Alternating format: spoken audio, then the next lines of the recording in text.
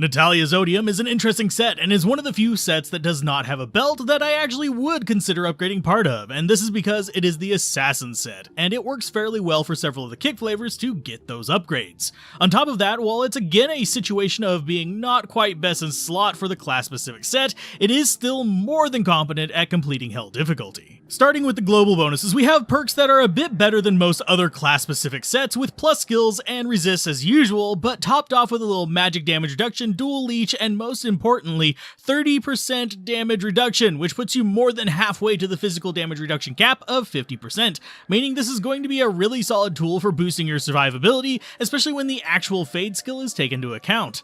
As far as the unique appearance of the set, making you translucent, that's just a graphical change that has no effect, though it is the reason we look like we're bald with metal plates on our head, since that's how translucency works on 3D models. Into the individual parts of the set, there's a little bit of bad news in that there's not any partial set bonuses on the various parts of the set, but they at least have okay core stats, with the claws having damage boosts of the various types, but more importantly ignore target defense, increased attack speed, and some fire and cold damage to round it out, which are handy to have on a number of the assassin builds, though you are missing out on skill claws by using these, though as a note, they do not come with the sockets in them.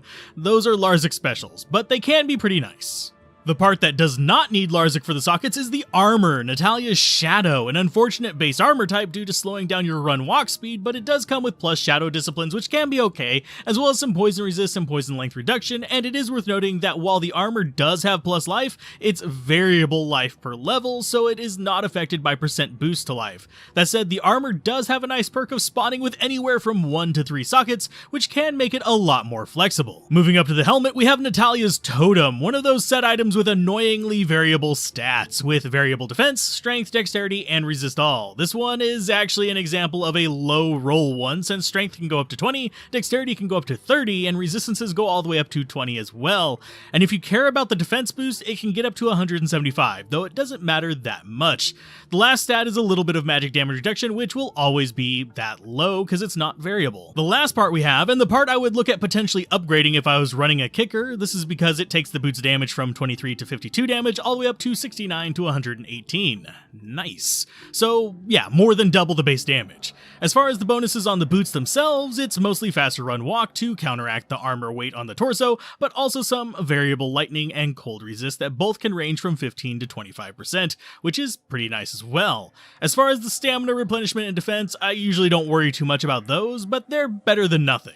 Simply put, they don't match the Immortal King or Alder's set, but they are functional and work well enough to not be a burden when using the full set, and when upgraded they do reasonable kick damage. Now, there are better uniques than this, but it still works out quite well. And also, for some weird reason, the Resurrected's interface does not show the damage on set boots, so you kind of have to go look those up. Overall, I actually like Natalya's set. It's not overpowered, but it is functional and useful, and can be worked into several builds, whether you're dual claw or claw and shield. It can be an interesting tool, though with the changes to Phoenix, I generally will prefer that second option. So what set would you combine with Natalya's, or would you just pair it with some uniques? Mention it down below, and as always, a special thanks to the channel members and patrons that you see on screen now for helping keep the lights on.